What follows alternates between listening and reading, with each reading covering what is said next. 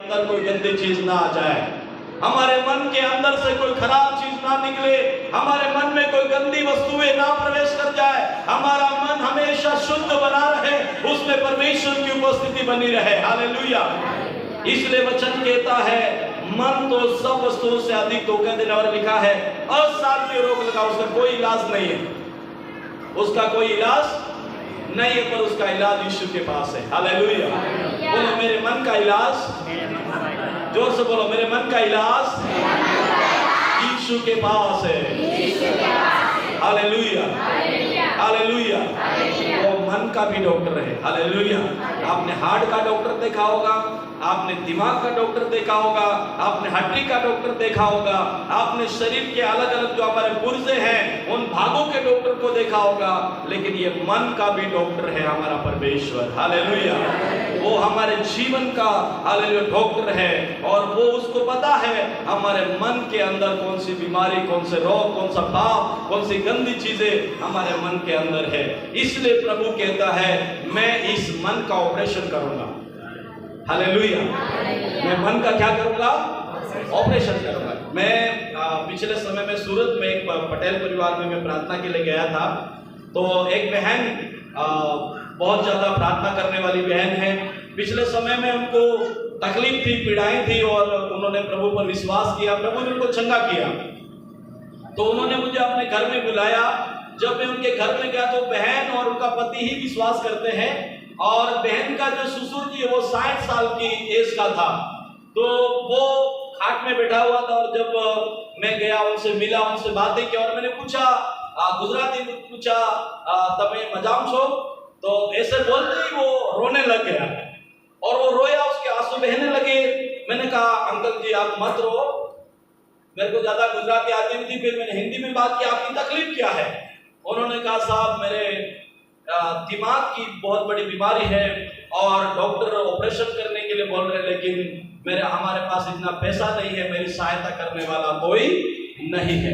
मैंने उनसे परमेश्वर का वचन शेयर किया। मैंने कहा एक डॉक्टर है जो आपके ऑपरेशन को कर सकता है, और वो बिना पैसों से ऑपरेशन करता है। हालेलुया।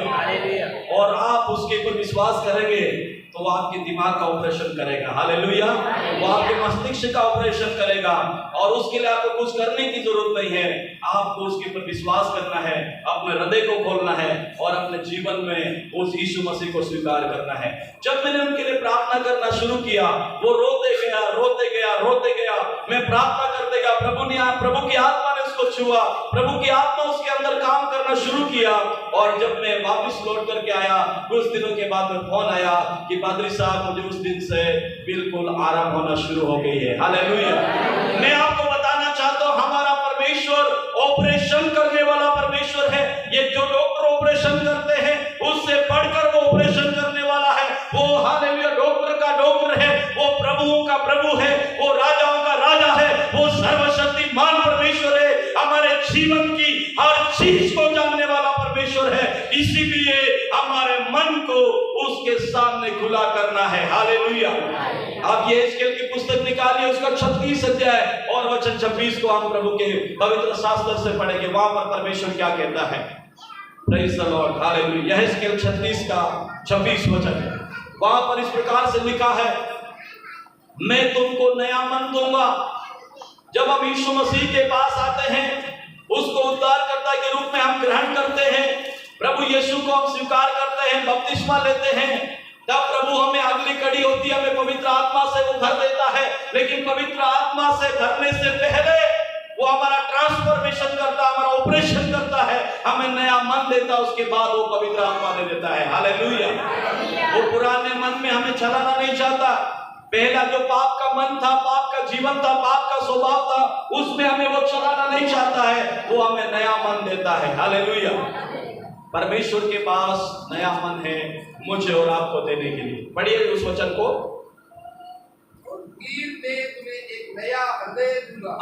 फिर मैं तुम्हें एक नया हृदय दूंगा, और तुम्हारे भीतर से एक नई आत्मा उत्पन्न करूंगा। तुम्हारे अंदर मैं एक नई आत्मा उत्पन्न करूंगा, और तुम्हारी देह में से पत्थर का हृदय निकाल कर, और तुम्हारे शरीर के अंदर से, तुम्हारे देह के अंदर से ऑपरेशन करके क्या करूंगा?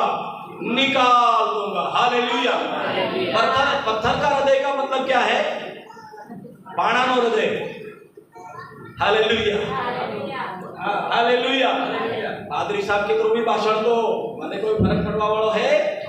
तंबाकू खाता रहूंगा, बीड़ी पीता रहूंगा, दारू पीता रहूंगा, लड़ाई करता रहूंगा, गंदे काम बाणाहार को मने। क्यों मने? बाणाहार को मने, पत्थर को मने। Hallelujah, hallelujah. प्रभु बोलता उसको मैं निकाल दूंगा। हालेलुया। क्या आपने प्रभु से दुआ किया, प्रभु मारे पत्थर को मने अड़ा मन ने प्रभु तमो बदल दो, ट्रांसफॉर्मेशन हो प्रभु, इन्हें ऑपरेशन करो। हालेलुया। ऑपरेशन करवारो भर्ती थाव पड़ेगा प्रभु ना चरण में। हालेलुया। प्रभु ने हाथ को हपाव पड़ेगा, ये जीवन प्रभु को सौंपना पड़ेगा, तब वो आपके जीवन में काम करेगा। आप हॉस्पिटल में गए होंगे, कितने लोग हॉस्पिटल गए? सब लोग गए हैं ना, सबको जाना पड़ता है हॉस्पिटल, सब गए हैं। हालेलुया। जब हॉस्पिटल जाते हैं और छोटी मोटी बीमारी हमारे अंदर होती है, पर जब डॉक्टर के पास हम जाते हैं, डॉक्टर साहब मेरे को तकलीफ है, जब डॉक्टर क्या बोलता है वो हम सुनने के लिए कान तैयार रखते हैं।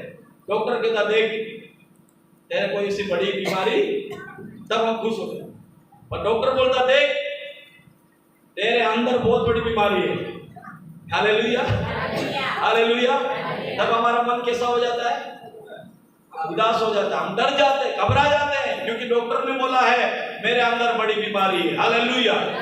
जब डॉक्टर बोलता है कि आपका ऑपरेशन करना पड़ेगा, तब आप बोलेंगे नहीं डॉक्टर साहब मेरा ऑपरेशन तो करना है, लेकिन मैं खाट पे लेट नहीं सकता, मैं ऐसे चलता फिरता रहूंगा और ऑपरेशन कर दो, ऐसा होता है? नहीं होता है। आपको क्या करना पड़ा? डॉक्टर को सौंप देना पड़ेगा। डॉक्टर चाहे जो इंजेक्शन लगाए, डॉक्टर चाहे जो भी मशीन लगाए, डॉक्टर चाहे जो भी कैंची चलाए, डॉक्टर चाहे आपके अंदर जो भी उसको काटना पड़े, जो भी निकालना पड़े, जो भी फेंकना पड़े, वो आपके अंदर से उन गंदी चीजों को ऑपरेशन करके बाहर निकालेगा, एक एक चूल के बाहर निकालेगा और आपके अंदर से उन चीजों को वो साफ करेगा। Hallelujah, hallelujah. वैसे ही हमारे परमेश्वर हमारे जीवन को, हमारे हृदय को, हमारे मन को हालेलुया ऑपरेशन करता है और वो अंदर से उन खराब चीजों को वो निकालता है। हमें अपने आप को उसके हाथों में समर्पित करने की आवश्यकता है। हालेलुया। और वो हमें हमारे हृदय को शुद्ध करता, नया मन दे देता है, पवित्र आत्मा देता, हृदय को नया कर देता है। इसलिए प्रभु ने वायदा किया मैं तुम्हें नया मन दूंगा। यीशु मसीह संसार में इसलिए आया कि वो हमारे मन को नया करे, शुद्ध करे, हमें पवित्र बनाए, ताकि हम परमेश्वर को देखेंगे। एक दिन जब हमारा प्रभु यीशु मसीह आएगा, हम बादलों पर उठा लिए जाएंगे और हम हरूबरू प्रभु से मिलेंगे, परमेश्वर को देखेंगे। वो खुशी, वो आनंद हमारे अंदर होगा और दुनिया के सारे क्लेश, दुनिया के सारे गम, दुनिया की तकलीफ और पीड़ाओं को भूल जाएंगे, क्योंकि हमें उस आनंद में सहभागी होने का मौका मिलेगा। हालेलुया। इसलिए प्रभु का वचन कहता है, यूहन्ना का पहला यूहन्ना की पत्री उसका पहला अध्याय उसका 9 वचन कहता है मैं तुम्हारे पापों को क्षमा करके तुम्हें शुद्ध करूंगा। मैं तुम्हारे पापों को क्षमा करके मैं तुम्हें शुद्ध करूंगा।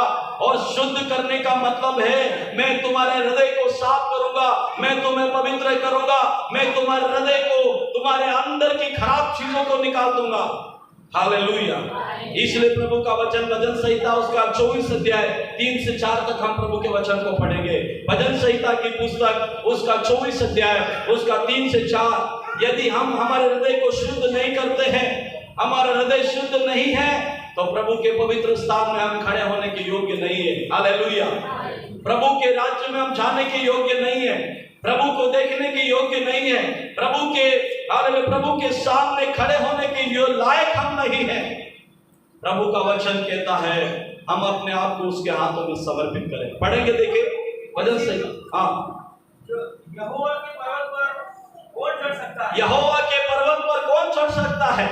और उसके पवित्र स्थान में कौन खड़ा हो सकता है? उसके पवित्र स्थान में कौन खड़ा हो सकता है? देखो हम पुराने नियम में एग्जाम्पल देखते हैं कि जब मूसा परमेश्वर के हालेलुया परमेश्वर से बातें करने के लिए जब वो पहाड़ के ऊपर चढ़ा, तब परमेश्वर ने कहा मूसा इन लोगों को आज्ञा दे दे कि कोई भी इस पहाड़ को ना छुए, गलती से भी उनका जानवर, लोग, पशु पक्षी इस पहाड़ को छुएंगे